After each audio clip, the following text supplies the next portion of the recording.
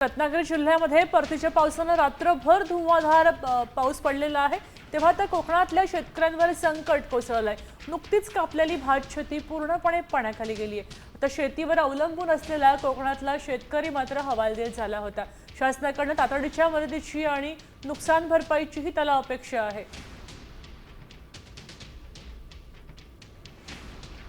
दरम्यान शेतकऱ्याच्या या बांधावरनच आढावा घेतलाय प्रतिनिधी अमोल कलई यांनी।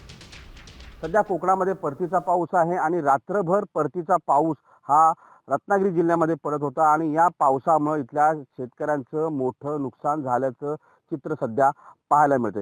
मी सध्या उभा आहे रत्नागिरीतल्या काजरघटी या परिसरामध्ये आणि या काजरघटीतल्या परिसरामध्ये जर चित्र पाहिलं तर हे भात कापून ठेवलं होतं आणि ह्या भात कापणीची परिस्थिती जर पाहिली तर हे भात पूर्णपणे पाण्याखाली गेलेलं आहे आणि हे पाण्यावरती तरंगताना आपल्याला पाहायला मिळतं। हे पूर्णपणे भात जे आहे ते पाण्याखाली गेलेलं चित्र सध्या पाहायला मिळतं। एकंदरीत पाहिलं तर हीच परिस्थिती सध्या रत्नागिरी जिल्ह्यामध्ये अनेक ठिकाणी पाहायला मिळते। त्याचबरोबर या शेताच्या बाजूला भात कापणीसाठी आलेलं जे पीक होतं हे पूर्णपणे जमीनदोस्त झाल्याचं चित्र पाहायला मिळतंय। हे पूर्णपणे भात जे आहे ते पूर्णपणे आडवं झालंय आणि हे भात पूर्णपणे पाण्याखाली गेलेले आहे। अमोल कलई, साम टीव्ही, रत्नागिरी।